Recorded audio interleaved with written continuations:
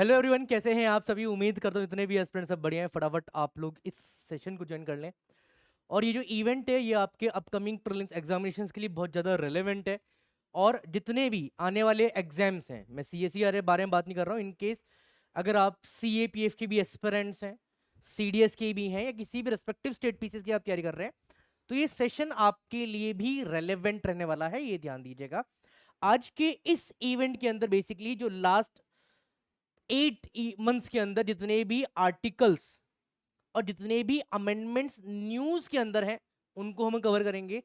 यहीं पर साथ में जो भी कॉन्स्टिट्यूशनल बॉडीज, जो भी नॉन कॉन्स्टिट्यूशनल बॉडीज न्यूज में है उसको हम कवर करेंगे। एंड पॉलिटिकल टर्म से जो भी कंसर्न रेलेवेंट रहा है न्यूज के अंदर उसको भी यहाँ पर हम कवर करेंगे। तो आप सभी का बिल्कुल वार्म वेलकम इस सेशन के अंदर। तो फटाफट जितने भी एस्पिरेंट हैं एक बार लाइक और शेयर जरूर करें यहाँ पर। चलिए, come to the first news. सबसे पहले हम बात करते हैं अगेन आर्टिकल्स के बारे में बात करते हैं। आर्टिकल 82 के बारे में आपको पता होगा कि एवरी सेंसस के बाद जो सीटों का कंसर्न है इन द लोकसभा या इन अगर हम पार्लियामेंट के अंदर या लेजिस्लेचर के अंदर अगर हम बात करते हैं तो वो क्या होता है, आपका चेंज होता है आपका ईच एंड एवरी सेंसस के बाद। तो article 82 clause A clause 1 which state that the on the date of the first sitting of the House of People after a general election, the president will issue a notification bringing the article 82A into the effect. The date of his notification shall be called the appointed date. अब अगर आप देखें कि ये question basically CDS exam के अंदर आ चुका है, क्लियर, कौन इसको नोटिफाई करेगा, ये क्वेश्चन भी ऑलरेडी क्वेश्चन में आ चुका है, थोड़ा सा आप ध्यान दीजिएगा, ठीक है। एंड आर्टिकल 82A क्लॉज 2 के बारे में अगर हम बात करते हैं, will state that the all the legislative assembly constituted in any general election held after the appointed date shall come to end on the expiry of the full term of the House of the People. Got it? A point, yes or no? Shorted. यहीं पर अगर हम बात करते हैं article 83 तो already काफी बार exam में आ चुका है। एंड आर्टिकल 172 के बारे में हम बात करते हैं, बेसिकली सिमिलर है। आर्टिकल 83 बताता है ड्यूरेशन ऑफ द पार्लियामेंट के बारे में, जो पार्लियामेंट में दो हाउस हैं, लोकसभा और राज्यसभा। एंड आर्टिकल 172 बताता है the concern house, the duration of the house in the state legislature. अब जिस स्टेट के अंदर यूनिकैमरल है, एक सदन की प्रणाली है, वहां पर एक सदन के बारे में बात करेंगे। और जहां पर दो सदन की प्रणाली है, जहां पर बाई कैमरल है, आपका एग्जाम्पल के लिए उत्तर प्रदेश, जहां पर लेजिस्लेटिव असेंबली भी है और लेजिस्लेटिव काउंसिल भी है, इन सब के बारे में जो कौन सा जो ड्यूरेशन है आपका deal in the article 172 of the Indian constitution, ठीक है। यहीं पर थोड़ा सा मैं आपको एक रफली एक चीज समझाता हूं जो आपके लिए इंपॉर्टेंट है, ध्यान दीजिए। जैसे हम बात करें ड्यूरेशन के बारे में, लोकसभा का जो टेन्योर है आपका, समझना किसके, लोकसभा का जो टेन्योर है वो क्या है आपका, not fixed in the constitution, ये ध्यान दीजिएगा, not fixed in the constitution. अगर आपसे पूछा है कि जो जर्नल टेन्योर है क्या है आपका, जर्नल कितना आपका, वो 5 ईयर का है, ये ध्यान दीजिएगा।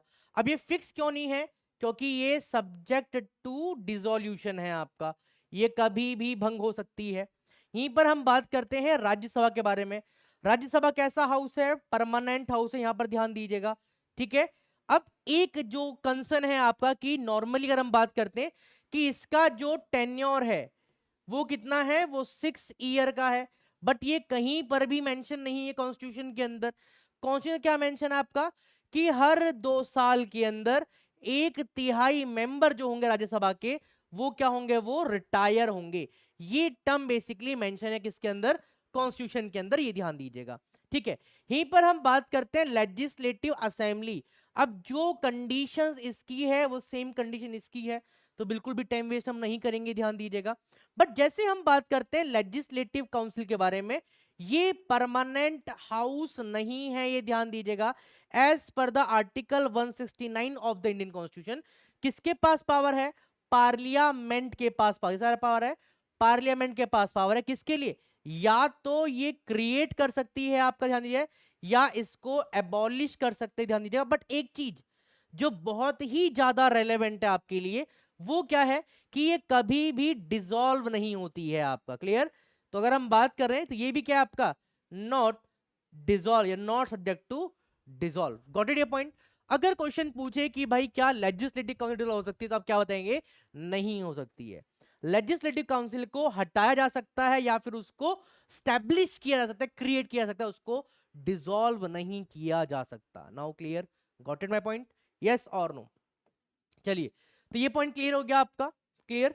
फिर हम बात करते हैं आर्टिकल 324 के बारे में। अच्छा, 324 जो आर्टिकल किसका है आपका? वो इलेक्शन कमीशन का है। किसका? इलेक्शन कमीशन ऑफ इंडिया का है, ध्यान दीजिएगा।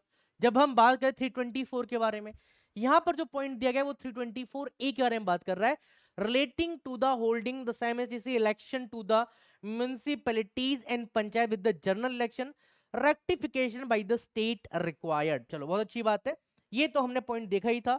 थोड़ा सा यहां पर मैं आपको एक ब्रीफली एक चीज समझा देता हूं कि क्या डिफरेंस है election commission of India and state election commission के अंदर। ठीक है, सबसे पहले हम बात करते हैं इलेक्शन कमीशन ऑफ इंडिया के बारे में। Clear? Election commission of India का कौन कौन से इलेक्शन को कंडक्ट कराते हैं और इस पर बात करते हैं। एक तो है प्रेसिडेंट ऑफ इंडिया का, दूसरा हम बात करते हैं वाइस प्रेसिडेंट, फिर है मेंबर ऑफ पार्लियामेंट, एंड चौथा है आपका member of the state legislature. ठीक है, member of the state legislature, ये ध्यान दीजिएगा। फिर हम बात करते हैं, दूसरा आता है स्टेट इलेक्शन कमीशन के बारे में, जो भी आपकी लोकल ऑथोरिटीज हैं। क्या है? आपकी लोकल ऑथोरिटीज हैं। अब वो क्या है? आपका पंचायत, जो कहां पर है? जो रूरल एरिया के अंदर है। एंड अगर हम बात करते हैं तो टर्म है आपका, वो है आपका म्युनिसिपल। ये कहां है? ये अर्बन बॉडी का है, आप ध्यान दीजिएगा। क्लियर? इनका जो इलेक्शन है done by the state election commission, and president of India, vice president of India, member of parliament and member of state legislature के बारे में अगर हम बात करते हैं, इनका इलेक्शन कराने का जो जिम्मा है किसका है? वो इलेक्शन कमीशन ऑफ इंडिया का है। अब इलेक्शन के लिए कितनी मैन पावर चाहिए, कितने चरणों में इस इलेक्शन कराना है, क्या पार्टी का सिंबल होगा, all done by the election commission of India. In case party को सिंबल को लेके कोई भी इशू क्रिएट होता है तो इलेक्शन कमीशन ऑफ इंडिया के पास क्या है? फाइनल ऑथोरिटी है, ये ध्यान दीजिएगा।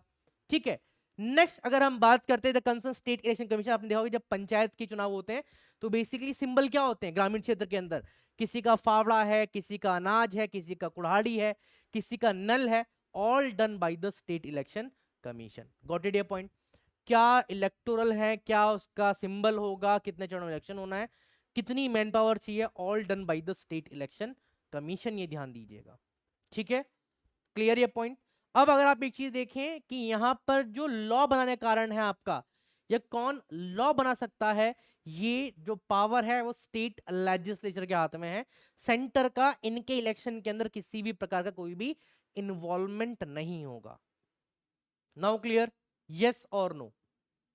ठीक है, चलिए नेक्स्ट अब हम बात करते हैं प्रिवेंटिव डिटेंशन के बारे में, जो कि है आर्टिकल 22। पहले हम बात करते हैं डिटेंशन के बारे में। अच्छा, डिटेंशन का मतलब क्या होता है भाई? किसी भी व्यक्ति को उसके पास्ट के क्राइम के लिए पनिश करना डिटेंशन नहीं होता है। फ्यूचर में वो क्राइम ना करे या ना कर पाए, इसलिए उसको क्या करते हैं? उसको डिटेन करते हैं, ये ध्यान दी, क्या करते हैं? उसको डिटेन करते हैं। ये पॉइंट क्लियर हो गया? यस और नो? शॉर्टेड बताइए, ये वाला पॉइंट क्लियर हो गया आपको कि फ्यूचर में कोई क्राइम ना कर पाए। अब जैसे एग्जांपल के लिए हम ये चीज समझे, जब 370 को रिवोक करे थे जम्मू एंड कश्मीर से, उस केस में फारूक अब्दुल्ला एंड महबूबा मुफ्ती को क्या किया गया था? उनको होम डिटेन किया गया था। अच्छा, ये बात थोड़ी कि भाई उन्होंने कोई पनिशमेंट दिया गया, नहीं। अब अगर आप स्टेटमेंट देखें, allow the authorities detain individual for preventive reason such as maintenance the public order और द नेशनल सिक्योरिटी। की वैली में खून की नदियां बह जाएंगी, मतलब गवर्नमेंट 370 को रिवोक कर रही है और आप बेसिकली ये स्टेटमेंट पास कर रहे हैं। तो जब गवर्नमेंट उस एक्शन पर आए, कोई भी लॉ एंड ऑर्डर को लेके, नेशनल सिक्योरिटी को लेके किसी प्रकार का कोई इशू ना हो, इसलिए क्या गया? उनको डिटेन किया गया है आपका। अब यहां पर एक पॉइंट और ध्यान दीजिएगा, आपका सेफगार्ड क्या है? No preventive detention law should authorize the detention beyond the 3 month at the initial time. केवल 3 महीने के लिए ही आप डिटेन कर सकते हैं। अगर आपको फर्दर एक्सटेंशन लेना है तो एडवाइजरी बोर्ड का अप्रूवल होना बहुत जरूरी है। क्लियर? इसमें जो बेसिकली जो डिटेन किया गया है उसको ये पावर दी गई है कि वो अपने लिए एक लॉ या फिर जो एक लीगल रिप्रेजेंटेटिव है उसको हायर करे और उसके लिए केस भी लड़ सकता है आपके अगेंस्ट कि भाई क्यों डिटेन कर रहे हैं आप। क्लियर? किस ग्राउंड पे डिटेन को एक्सटेंड किया जा रहा है, डिटेन किया जा रहा है आपका, ये कम्युनिकेट करना बहुत जरूरी है। Clear? And provide the earliest opportunity to make a representation, ये पॉइंट ध्यान दीजिएगा। और अगर आप एक चीज, ये 3 स्टेटमेंट्स के ऊपर तो क्वेश्चन ऑलरेडी यूपीएससी एग्जाम ने बना चुका है, ये ध्यान दीजिएगा। Got it? तो थोड़ा सा अगर स्मार्टली काम करेंगे तो डेफिनेटली आपको हेल्प हो जाएगा। फिर हम बात करते हैं 23rd लॉ कमीशन के बारे में, ये ध्यान दीजिएगा। हार्डली 40 to 45 मिनट्स के अंदर इस पूरे सेशन हम वाइंड अप करेंगे ताकि आप क्विक रिवीज कर पाए। ठीक है? एंड आपको इसकी पीडीएफ टेलीग्राम पे आपको मिल जाएगी, आप जाके उस पीडीएफ से भी अपनी स्टडी को कर सकते हैं। रिवाइज जरूर कीजिएगा इनको। 23rd लॉ कमीशन कॉन्स्टिट्यूशन के बारे में बात करते हैं। अब किसने अप्रूव किया है? President approve the constitution of the 23rd law commission for the 3 year of term. कितना टेन्योर है ये ध्यान दीजिए। यहाँ पर की फैक्टर क्या है? टेन्योर आपका 3 साल का टेन्योर है आपका। कब से?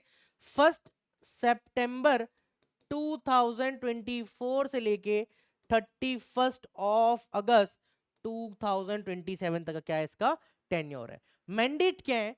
To review and recommend the legal reform to enhance the Indian legal system. And कौन कौन कंपोजिशन है आपका, ये वेरी वेरी इंपॉर्टेंट है। कंपोजिशन टेन्योर से क्वेश्चन हर साल आते हैं, मतलब किसी भी कॉन्स्टिट्यूशनल बॉडी से या नॉन कॉन्स्टिट्यूशनल बॉडी से, ध्यान दीजिएगा।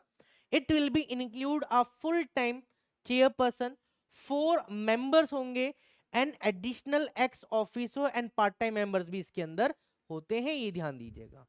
Got it? यस और नो? ठीक है। अब अगर हम बात करें थोड़ा सा लॉ कमीशन ऑफ इंडिया के बारे में, किस टाइप की बॉडी है? ये नॉन स्टैच्यूटरी बॉडी है, ये ध्यान दीजिएगा, very very important. Clear? Constitute होती है by the notification of the ministry of law and justice, ministry of law and justice. तो ये मिनिस्ट्री है, किस तरह की बॉडी है आपकी? नॉन स्टैच्यूटरी बॉडी है। इसका एम क्या है? Reform laws to maximize justice and promote good governance under the rule of law. ये क्या है इसका एम है कि क्या है आपका? मैक्सिमाइज जस्टिस हो, पहला point. Promote good governance under the rule of law. Conduct क्या है? It conduct research and provide the recommendation based on. Clear?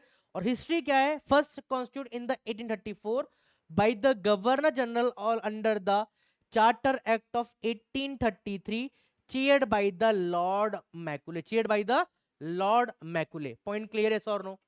बताइए।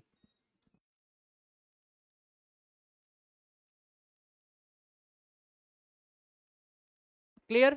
चलो, बहुत अच्छी बात है। नेक्स्ट अब हम बात करते हैं जन योजना के बारे में, जन योजना अभियान के बारे में। अब अगर आप एक चीज देखें, सीएससी एग्जाम्स के अंदर कभी कभार जो बेसिकली स्कीम्स होती हैं उनसे आ जाता है, मिनिस्ट्री का क्या कंसर्न है उससे आता है, थोड़ा ध्यान दीजिएगा। तो जन योजना अभियान जो है मिनिस्ट्री ऑफ पंचायती राज ने लॉन्च किया है। पहले तो ये मिनिस्ट्री ध्यान दीजिएगा। Launch the people plan campaign Jan Yojana Abhiyan for the preparation of the panchayat development plan PDPs for 25 to 26, ये ध्यान दीजिएगा। क्लियर? अब क्या एम है आपका? एम क्या है? To accelerate the people participation in the process of preparation of the panchayat development plan. अच्छा, अगर हम एक चीज देखें, हम क्या बोलते हैं कि बेसिकली पंचायत के अंदर क्या है कि जो कॉमन मैन है, क्या है आपका? जो कॉमन मैन है वो किसके अंदर? वो एडमिनिस्ट्रेटिव वर्क के अंदर क्या करता है? वो पार्टिसिपेट करता है। किसके अंदर? एडमिनिस्ट्रेटिव वर्क के अंदर पार्टिसिपेट करता है। अब अगर आप एक चीज देखें, जो बलवंत राय मेहता कमेटी ने 3 टायर दिया था, एंड बेसिकली अशोक मेहता क्या बोलते हैं भाई, बेसिकली यहाँ पर जो जो पॉलिटिकल पार्टीज है उनका इन्वॉल्वमेंट होना चाहिए पंचायत के अंदर। तो common man exactly grass root level, एक चीज देखें कि पंचायत के अंदर कोई भी पॉलिटिकल पार्टी नहीं आती है, उस पर्टिकुलर ग्राम सभा की जो टेरिटरी है वहां पर जितने भी लोग 18 से प्लस हैं उन्हीं में से मेंबर क्या होते हैं? वो इसके इलेक्शन में पार्टिसिपेट करते हैं उसी गांव के। क्योंकि एग्जैक्टली गांव को क्या डेवलपमेंट की रिक्वायरमेंट है, गांव के अंदर क्या समस्याएं हैं, ये सब कौन जानता है भाई? उस गांव के लोग जानते हैं।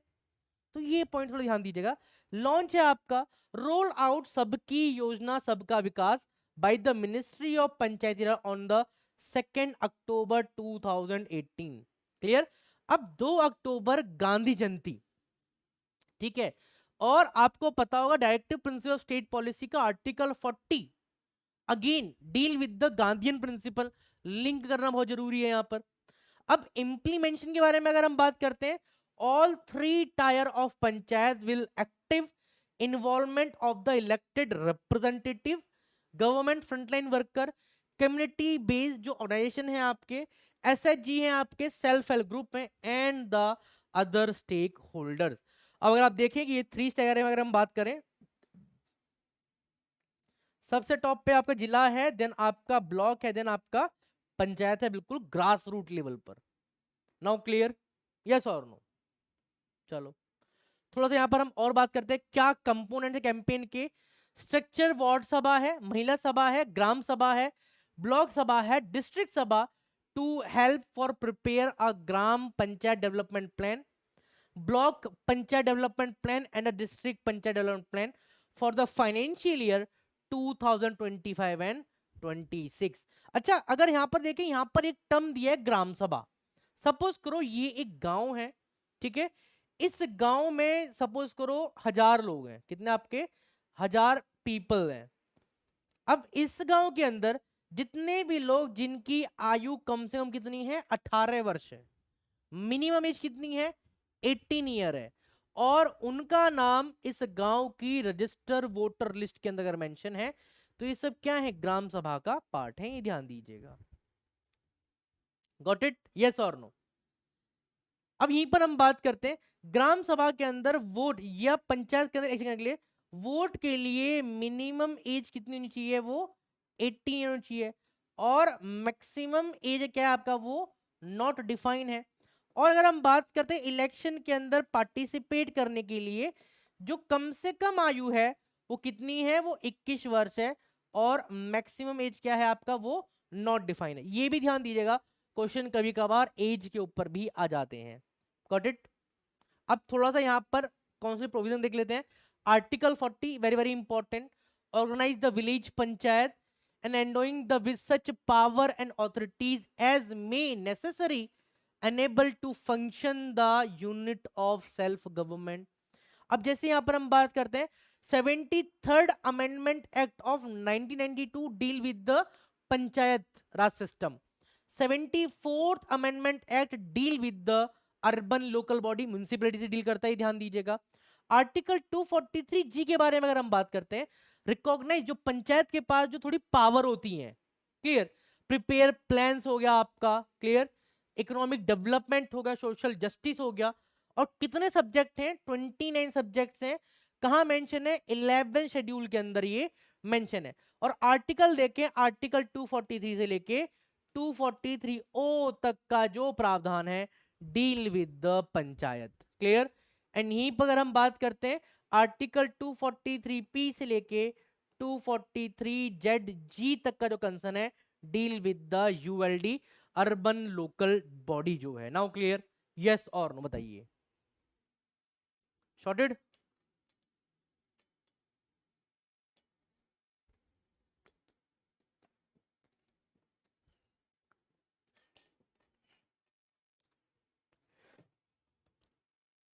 क्लियर?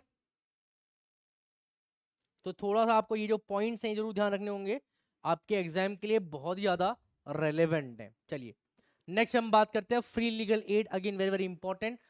आर्टिकल 21 के अंदर मेंशन है आपका, it state that the no person shall be deprived of his life और a personal liberty except according to procedure establishment law, ठीक है, free legal aid. And article 39A, और इसको मैं बोलूंगा ये मल्टीपल टाइम रिपीटेड क्या है आपका, ये आर्टिकल है, ध्यान दीजिएगा, क्या है, मल्टीपल टाइम रिपीटेड है, जो एंश्योर करता है equal justice and free legal aid to ensure the opportunity for securing justice not denied to any citizen,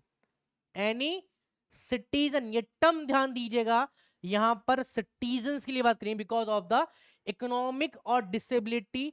और इस जब भी हम बात करते हैं आपका 39A, अब जब ए मेंशन है आपका तो किसी ना किसी अमेंडमेंट से इसको एड ऑन किया गया है, तो 42nd constitutional amendment act of the 1976 से इसको इंसर्ट किया गया है। Got it your point, yes और नो?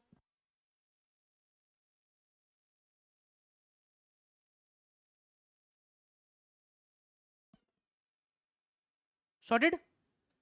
चलिए, अब इंपॉर्टेंट जजमेंट्स क्या हैं भाई, क्वेश्चन आया था भाई, जो जजमेंट है, लैंड ऑफ जजमेंट है, वो किससे डील करते हैं? जैसे हम बात करते हैं एमएच आपका स्कॉट versus state of Maharashtra 1978, year याद रखिएगा, कई बार आपसे 4 जजमेंट के एज पूछ लेता है इनको ऑर्डर में अरेंज करने के लिए। Establish the right to prisoners to free legal under the article 21। फिर हम बात करते हैं आपका हुसैन आरा आपके खातून versus state of Bihar 1979, held that every prisoner has the fundamental right to speedy trial under the Article 21. Clear? आपका खतारी and other versus state of Bihar 1981 highlight the importance of the legal aid protecting right of prisoners, and Sukhdas versus Union of Territory of Arunachal Pradesh 1986 reiterate the importance of the legal aid in the criminal proceedings. तो ये क्या है, कुछ important judgments हैं regarding the legal aid, ये ध्यान दीजिएगा। Clear ये पॉइंट? शॉर्टेड। अब थोड़ा सा यहां पर हम बात करते हैं social secular in the preamble. Preamble क्या है? Blueprint of the Indian constitution, आपका मानचित्र है आपका। एनके पालकर साहब ने तो identity card of the Indian constitution में बताया है। अब अगर आप एक चीज देखें, प्रियम्बल एक बार अमेंड हुआ है, क्यों न्यूज के अंदर थोड़ा बात करते हैं यहाँ पर।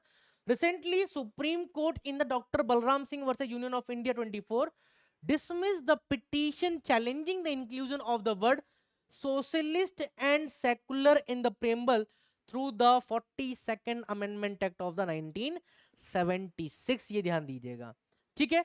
अब अगर आप देखिए कि एक वर्ड और इसे हम बोलते हैं इंटीग्रिटी, क्या बोलते हैं? इंटीग्रिटी बोलते हैं, ये ध्यान दिया। थोड़ा सा बात करते हैं, petition against the inclusion these words were filed at the ground that were inserted during the times of emergency 75-77 and not represent the people will, and petition also held the date of adoption of 26 November 1949 by the assembly was mentioned in the preamble and no additional word could be inserted later to it। Clear? तो ये इसके बारे में यहाँ पर जो थोड़ा सा जो केस तो हम बात कर रहे हैं, ये ध्यान दीजिएगा, ठीक है। अब थोड़ा सा यहाँ पर हम बात करें regarding the 42nd amendment act of the 1976, इसी को ही हम मिनी कॉन्स्टिट्यूशन ऑफ इंडिया के नाम से भी हम जानते हैं।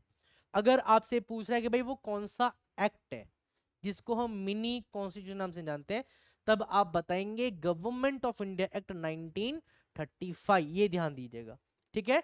अबाउट क्या रहे में हम बात की, it was refer to the mini constitution and amended the preamble 40 article 7 schedule and added the 14 new article and 2 new part in constitution। Major change क्या हुए हैं आपका? प्रियम्बल के अंदर चेंज हुए हैं, inserted the word socialist, secular and integrity, very very important, and change the unity of nation to the unity and integrity of the nation. ये ध्यान दिए, पहले क्या था? पहले यूनिटी ऑफ नेशन था। ये क्वेश्चन आ सकता है, ये थोड़ा इंपॉर्टेंट है आपका। और इवन जो रेप्यूटेड जो इंस्टीट्यूट्स हैं उन्होंने काफी बार इसको मॉक टेस्ट में भी दिया है, तो थोड़ा सा आप जरूर ध्यान दीजिएगा। पहले क्या था? पहले यूनिटी ऑफ नेशन था, और जब इंटीग्रिटी को एड किया गया है than unity and integrity of the nation को यहां पर चेंज किया गया, ध्यान दीजिएगा। क्लियर? 7th शेड्यूल के अंदर चेंज किए गए आपका। 7 शेड्यूल टाइप्स ऑफ लिस्ट के बारे में बात करता है आपका। क्लियर? जो स्टेट लिस्ट से कंकरेंट लिस्ट के अंदर कुछ सब्जेक्ट को शिफ्ट किया है, ट्रांसफर किया है, ये भी इंपॉर्टेंट है। कौन कौन से यहाँ पर हम बात करते हैं? एजुकेशन के ऊपर क्वेश्चन आया हुआ है, फॉरेस्ट के ऊपर आया हुआ है, protection of wild life, animal and bird के ऊपर क्वेश्चन आया हुआ है, आप ध्यान दीजिएगा। वेट्स एंड मेजर के ऊपर क्वेश्चन आया हुआ है, एडमिनिस्ट्रेशन ऑफ जस्टिस के ऊपर क्वेश्चन आया हुआ है, organization of all court with the exception of supreme court and high court, इसके ऊपर क्वेश्चन अभी तक नहीं आया है। तो ये चेंज किए गए 7 शेड्यूल के अंदर, जहां पर हम 3 टाइप की लिस्ट के बारे में हम बात करें, union list, state list and concurrent list. फिर हम बात करते हैं इमरजेंसी के बारे में। amend the article 352 deal with the national emergency, authorize the president to declare emergency not only through the country but also any part. पहले क्या था, पहले जो इमरजेंसी थी, नेशनल इमरजेंसी, वो पूरे इंडिया पर इंप्लीमेंट होती थी। प्रेजेंट टाइम के अंदर नेशनल इमरजेंसी या आर्टिकल 352 पूरे इंटायर इंडिया के अंदर किसी भी रेस्पेक्टिव पार्ट ऑफ इंडिया के अंदर इंप्लीमेंट किया जा सकता है। फिर कुछ आर्टिकल्स को एड ऑन किया गया आपके डीपीएसपी के अंदर, जैसे आर्टिकल 39 हो गया, to ensure the opportunity health development of children. Article 39A free legal aid. Article 43A participation of worker in the management of industry. 48A अगर हम बात करते हैं improvement and environment and safeguard forest and wildlife. And अगर हम बात करते हैं पार्ट 4A, ये ध्यान दीजिएगा, 4A सरदार स्वर्ण सिंह कमेटी की रिकमेंडेशन पे फंडामेंटल ड्यूटीज को इंसर्ट किया गया किसके अंदर, कॉन्स्टिट्यूशन के अंदर। पार्ट 14A के अंदर जो ट्राइब्यूनल है, एडमिनिस्ट्रेटिव ट्राइब्यूनल को भी इंसर्ट किया। ये पार्ट ऑलरेडी यूपीएससी में मल्टीपल टाइम पूछा जा चुका है, क्लियर। और जब भी हम बात करते हैं इन्वायरमेंट के बारे में, इन्वायरमेंट और एजुकेशन ऐसा कंसर्न है जो फंडामेंटल राइट्स के अंदर भी है, डायरेक्टिव प्रिंसिपल स्टेट पॉलिसी के अंदर भी है, एंड फंडामेंटल ड्यूटीज के अंदर भी मेंशन किया गया है। Got it? ये पॉइंट ऐसा और बताइए, ठीक है। फिर यहां पर हम बात करते हैं नेक्स्ट जो इंपॉर्टेंट है वो है आपका evolution of right to property. अब जैसे हम बात करते हैं 19 क्लॉज 1 क्लॉज एफ के अंदर एंड आर्टिकल 31 के अंदर बेसिकली क्या था, पहले ये मेंशन हुआ करता था। और राइट टू प्रॉपर्टी क्या था, पहले एक फंडामेंटल राइट, क्या था पहले एक फंडामेंटल राइट था। 25th अमेंडमेंट ऑफ द 1971 से इंट्रोड्यूस किया था आपके आर्टिकल 31C को, ये ध्यान दीजिएगा, which protected the law design to fulfil the directive principle of state policy, specially in the article 39 clause B and 39 clause C. Clear? जो चैलेंज कर रहा था, वॉयलेट कर रहा था फंडामेंटल राइट्स को अंडर आर्टिकल 14 एंड 19, एंड इसको बाद में फिर से रिवाइज किया गया है। And 44th amendment act of the 1978 से इसको रिमूव किया है। प्रेजेंट टाइम में ये क्या है, ये एक लीगल राइट, कैसा है आपका, ये एक लीगल राइट है, एनी पर्सन के लिए अवेल कर सकता है आपका। एंड आर्टिकल क्या है, आर्टिकल 300A है, क्या है आपका, ये 300A है आपका, ये ध्यान दीजिएगा। Got it? ये भी हम मल्टीपल टाइम क्लास में पढ़ चुके हैं। नेक्स्ट हम बात करते हैं म्युनिसिपल कॉर्पोरेशन के बारे में, वेरी वेरी इंपॉर्टेंट। आपने सुना होगा कि एक म्युनिसिपैलिटी है, एक म्युनिसिपल काउंसिल है और एक म्युनिसिपल कॉर्पोरेशन है। जहां की आबादी 2 लाख से कम है वो म्युनिसिपैलिटी हो गया, जहां की आबादी 2 लाख से 10 लाख के बीच में म्युनिसिपल काउंसिल हो गया, और जो महानगर निगम है, बड़े शहर हैं, जहां की आबादी 10 लाख से ऊपर है, वो क्या है आपका, वो municipal corporation, done by the governor of state, जो रेक्टिफिकेशन है इनका, ठीक है। 74th amendment act of the 1992, very very important, जो फॉर्मलाइज करता है local government providing a constitutional status for the local government. And specially अगर हम बात करते हैं तो ये अर्बन के बारे में बात कर रहा है, clear. 12th schedule add on किया गया, यहां पर ध्यान दीजिएगा, क्लियर। कितने सब्जेक्ट्स है, 18 फंक्शन है, ध्यान दीजिएगा, clear. And municipalities including the urban planning, land use regulation and the construction, ये ध्यान दीजिएगा। फिर रेवेन्यू एंड फिजिकल पावर्स के बारे में हम बात करते हैं।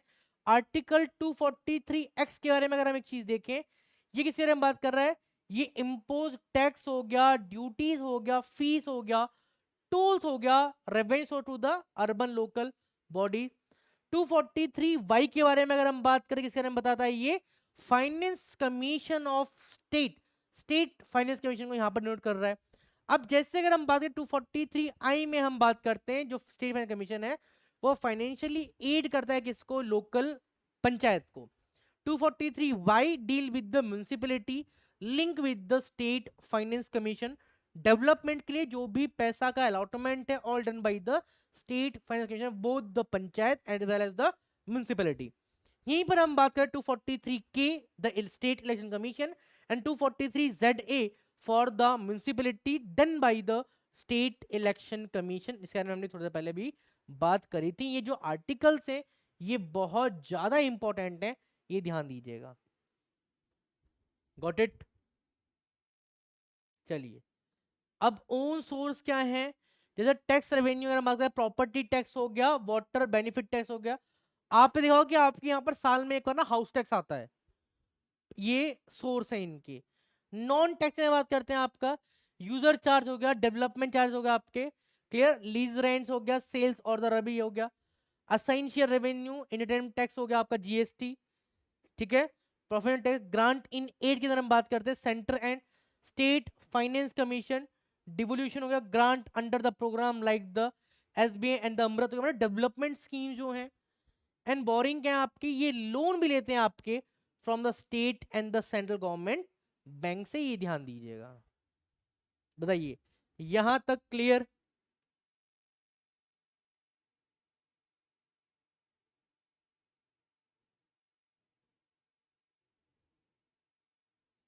डन।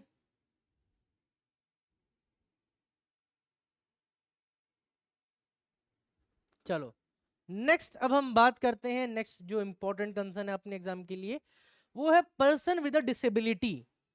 ठीक है, constitutional provision safeguard interest of person with disability. Preamble के बारे में देखिए कि it seek secured for all is citizen. Justice हो गया भाई, जस्टिस हो गया आपका, सोशल हो गया, इकोनॉमिकल एंड पॉलिटिकल। कितने टाइप जस्टिस है? 3 टाइप की जस्टिस के बारे में जो बातें हैं वो करी गई किसके अंदर? प्रियम्बल के अंदर। ठीक है, article 14 equality before law and equal protection of law, uphold the equal access to space, service and information. Article 19 guarantee the freedom to move and express oneself. And 21 क्या है? Ensure करता है right to life with the dignity. Directive principle of state policy में अगर हम एक चीज देखें तो आर्टिकल 41 है आपका, for the public assistance in case of unemployment, old age, sickness and disablement, very very important. And अगर हम देखिए responsible and panchayat of municipality, 11 schedule जो है आपका, social welfare including the welfare of handicap, mental है, entry 26 article 243 जी जो है आपका। एंड 12th शेड्यूल के अंदर safe guard interesting the weaker section including the handicap and mental retard, तो इसमें है आपका आर्टिकल 243 डब्ल्यू के अंदर मेंशन है। अब न्यूज़ेस के अंदर जो ये आर्टिकल्स हैं, हैंड डिसेबिलिटी से कौन कौन से सेक्शन लिंक करते हैं, ऐसे क्वेश्चन एग्जाम में आ सकते हैं। कौन कौन से आर्टिकल लिंक करते हैं, कौन कौन से शेड्यूल लिंक करते हैं, फंडामेंटल राइट्स कौन कौन से आर्टिकल हैं, डायरेक्टिव प्रिंसिपल कौन सा आर्टिकल है, ये चीज आपको पता होनी चाहिए। इसलिए मैं बोलता हूं जब कभी भी आप अपने कोर सेक्शन को पढ़ें, उसको अगर आप थोड़ा सा लिंक करते हैं करंट अफेयर से, तो आप उसको और स्ट्रेंथनिंग कर रहे होते हैं। Got it? क्या करते हैं? स्ट्रेंथनिंग कर रहे होते हैं, ये ध्यान दीजिएगा। नेक्स्ट हम बात करते हैं 51st chief justice of India appointed. नाम क्या है? संजीव खन्ना नाम है, justice Sanjeev Khanna. 51 chief justice के तौर पर ओथ लिया है। Oath of office was administered by, अब यहां पर ध्यान दीजिएगा, चीफ जस्टिस ऑफ इंडिया की ओथ कौन दिलवाते हैं? Done by the president of India. और प्रेसिडेंट ऑफ इंडिया नहीं होते हैं उस केस में, जिस भी व्यक्ति को वो नॉमिनेट करते हैं ओथ दिलवाने के लिए, वो व्यक्ति ओथ दिलवाता है। और president by the India due ceremony on the Rashtrapati Bhavan, ये ध्यान दीजिएगा। एंड प्रेसिडेंट ऑफ इंडिया को ओथ दिलवाते हैं chief justice of India. Chief justice of India किसी कारणवश नहीं है, उस केस में सीनियर मोस्ट जज और सुप्रीम कोर्ट ओथ दिलवाते हैं। तो ये क्या है? ये वाइस वर्सा, क्या है आपका? ये वाइस वर्सा है, ये ध्यान दीजिएगा।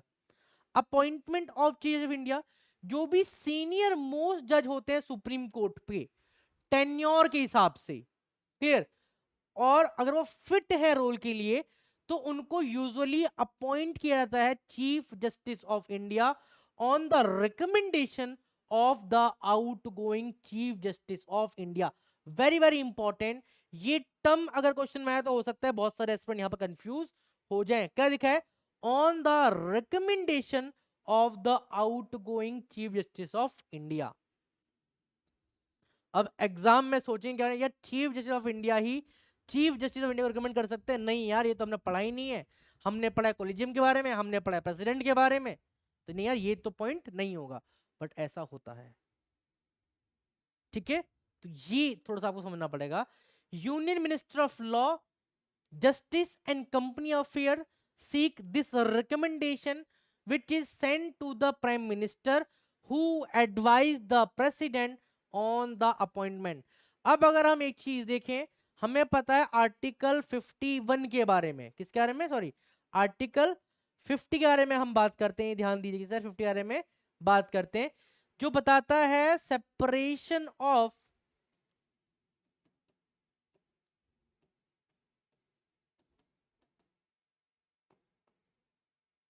from the executive.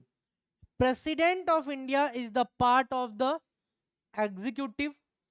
Prime Minister is the part of the executive. और यहां पर क्या पढ़ रहे हैं कि जो रिकमेंडेशन है आपका ये पीएम के पास आती है, और पीएम रिकमेंड नहीं करते, ये टर्म ध्यान दीजिएगा, पीएम करते हैं यहां पर एडवाइस करते हैं, एडवाइस कर सकते हैं, रिकमेंडेशन नहीं कर सकते। ये स्टेटमेंट में टर्म्स के ऊपर जो गेम चेंज होता है वो यहीं पर आ जाता है आपका। फिर हम बात करते हैं आर्टिकल 124 के बारे में, जैसे सुप्रीम कोर्ट, क्लियर, और 24 क्लॉज 2 एवरी जज of supreme court is appointed by the president at shall hold office until he और she attain the age of 65 of year. और यहां पर ध्यान दीजिएगा, सुप्रीम कोर्ट जज का जो टेन्योर है, क्या है आपका जो टेन्योर है वो क्या है, वो नॉट फिक्स्ड है, ध्यान दीजिएगा, क्लियर। सुप्रीम कोर्ट जज के लिए अगर कोई भी क्वालिफिकेशन चेंज होगी, done by the parliament, done by the parliament. Supreme court जज के टेन्योर के रिगार्डिंग अगर कोई भी डिस्प्यूट राइज होता है तो ये भी कौन करेगा, ये पावर किसके पास है, पार्लियामेंट के पास है, ये ध्यान दीजिएगा।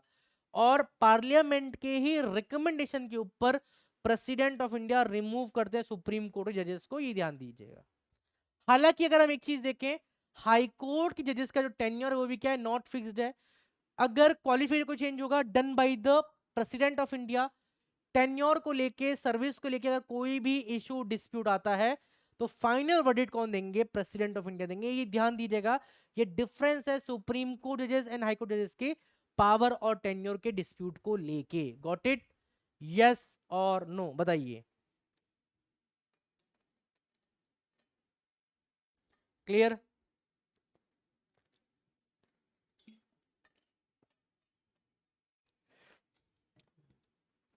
अब करंट में तो बहुत न्यूज थी, बट ये वो न्यूज है जो आपके लिए बहुत ज्यादा रेलेवेंट है यहाँ पर, ठीक है।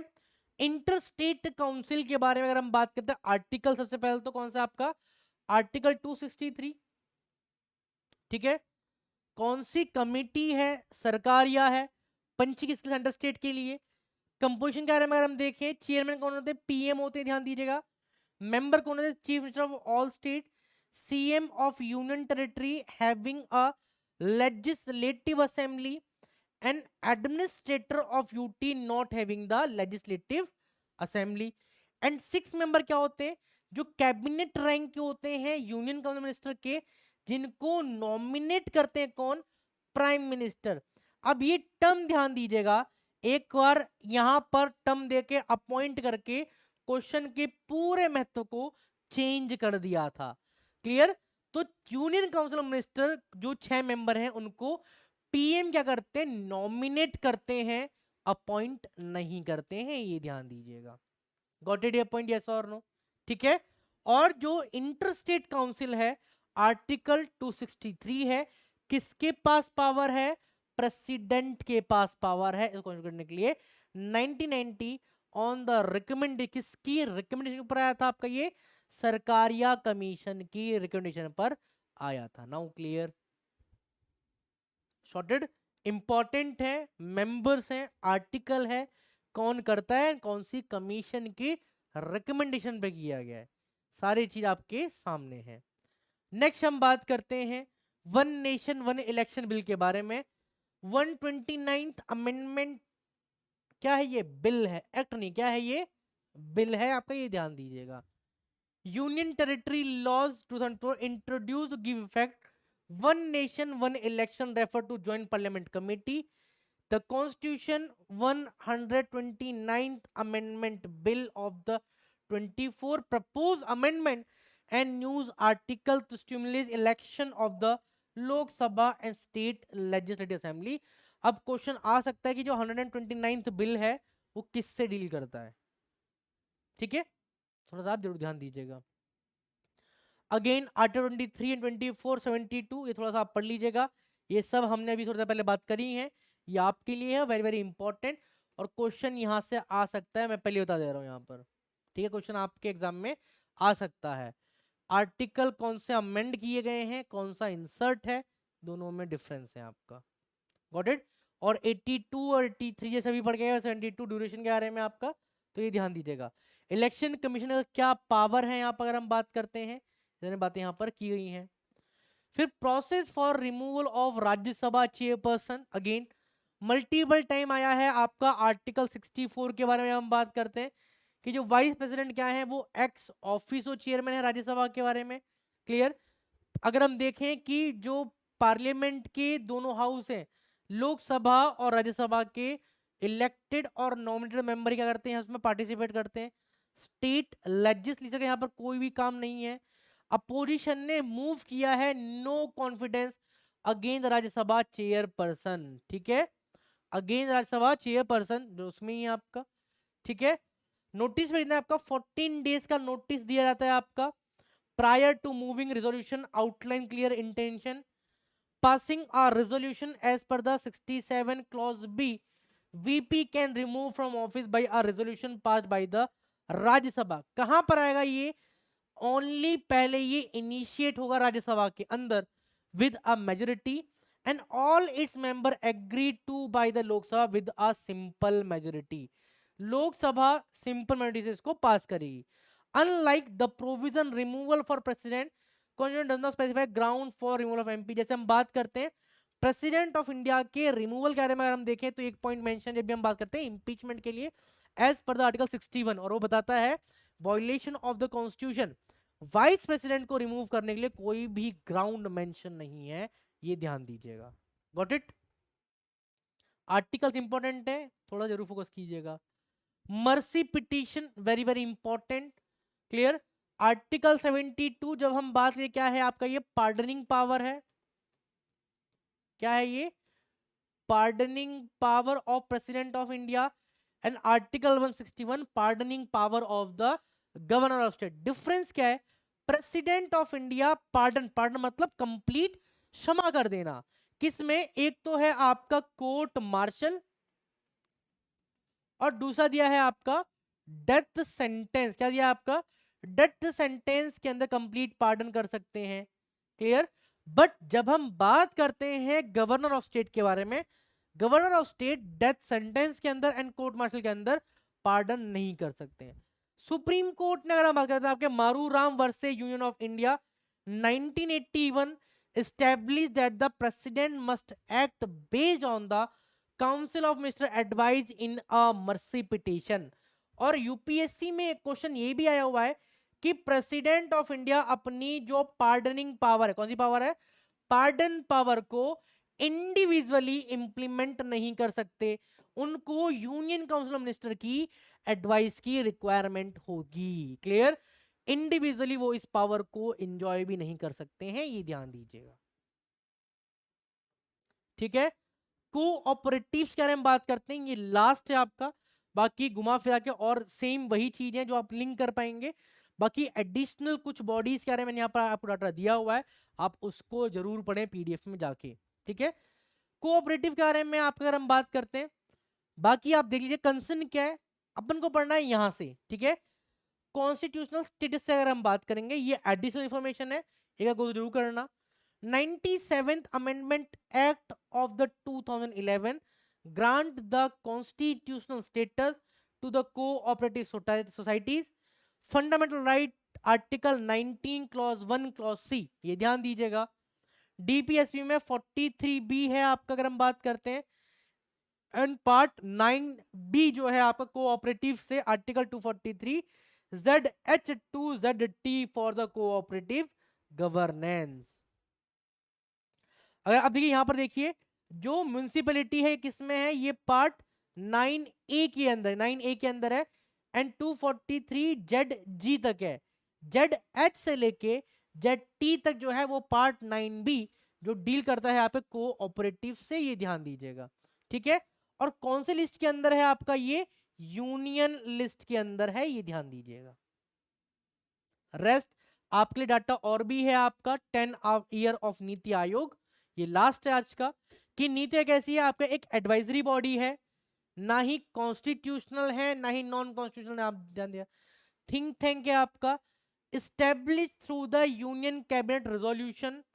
प्लानिंग कमीशन को इसने क्या किया था, इसने रिप्लेस किया है। नीदर कॉन्स्टिट्यूशनल नॉन स्टेटरी बॉडी, ध्यान दीजिएगा, क्लियर। कंपोजिशन क्या है आपका, पीएम क्या है, चेयरपर्सन है।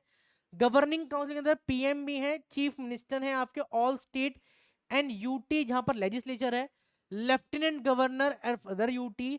एक्स ऑफिसो मेंबर कितने हैं आपके, यहाँ पर 4 हैं। Union council of minister noted by the prime minister.